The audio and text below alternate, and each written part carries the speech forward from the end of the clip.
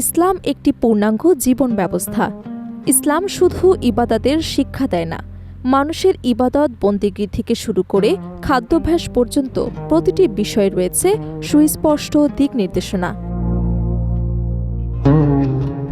কোন খাবার হালাল আর কোনটি হারাম সেটি নির্ধারণের পাশাপাশি ইসলাম গুরুত্ব দিয়েছে পরিচ্ছন্নতা এবং উত্তম রুচির প্রতিও। অনেকেই মনে করেন হালাল পশুর সব অংশই খাওয়া বৈধ, কিন্তু হাদিসে এমন কিছু অংশের কথা এসেছে যেগুলো প্রিয় নবী হজরত মুহাম্মদ সাল্লাল্লাহু আলাইহি ওয়াসাল্লাম অপছন্দ করতেন।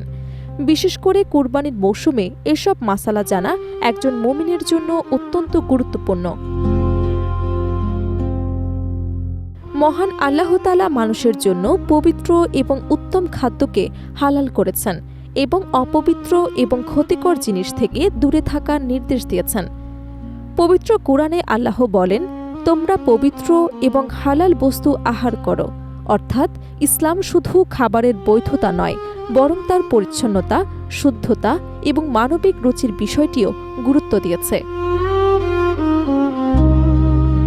আমাদের সমাজে অনেক সময় হালাল পশুর সব অংশ খাওয়া নিয়ে বিভ্রান্তি দেখা দেয়।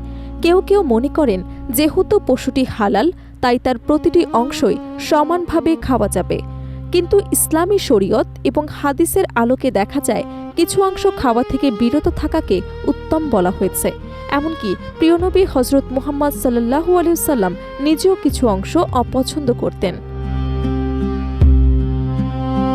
শুরুতেই বলা হয় হালাল প্রাণীর প্রবাহিত রক্ত খাওয়া সম্পূর্ণ নিষিদ্ধ।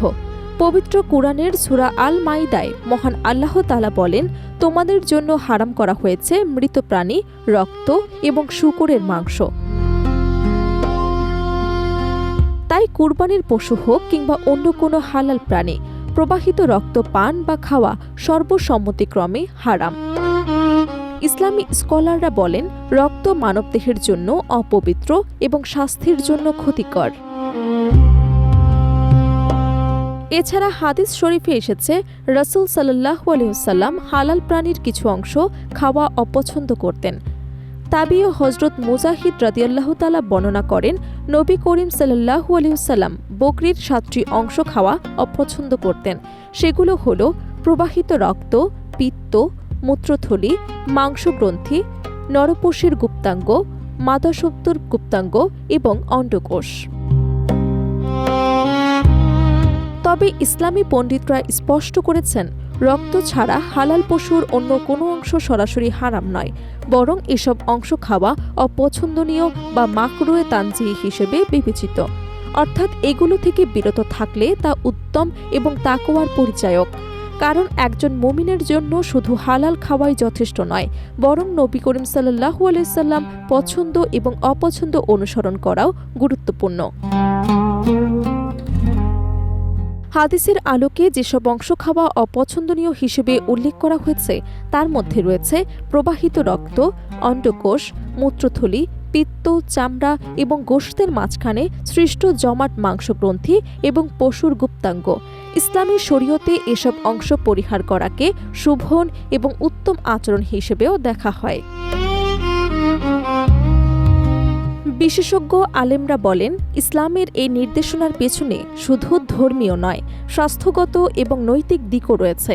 কারণ এসব অংশ সাধারণত দেহের বজ্র এবং অপবিত্রতার সঙ্গে সম্পর্কিত। তাই ইসলাম মানুষকে পরিচ্ছন্ন এবং স্বাস্থ্যসম্মত খাদ্যাভ্যাস গড়ে তুলতে উৎসাহিত করেছে। বিশেষ করে কুরবানির মৌসুমে এসব মাসালা জানা অত্যন্ত গুরুত্বপূর্ণ, কারণ অনেক সময় অসচেতনতার কারণে পশুর এমন অংশ রান্না করা হয় যা খাওয়া অনুচিত এবং অপছন্দনীয়। তাই কুরবানির পশু জবাই, গোশত প্রস্তুত এবং বন্টনের সময় ইসলামী বিধান মেনে চলা একজন সচেতন মুসলমানের দায়িত্ব। সব মিলিয়ে ইসলাম মানুষকে শুধু হালাল খাদ্য গ্রহণের নির্দেশ দেয়নি, বরং পরিচ্ছন্নতা, পবিত্রতা এবং উত্তম রুচির জীবন করার শিক্ষাও দিয়েছে।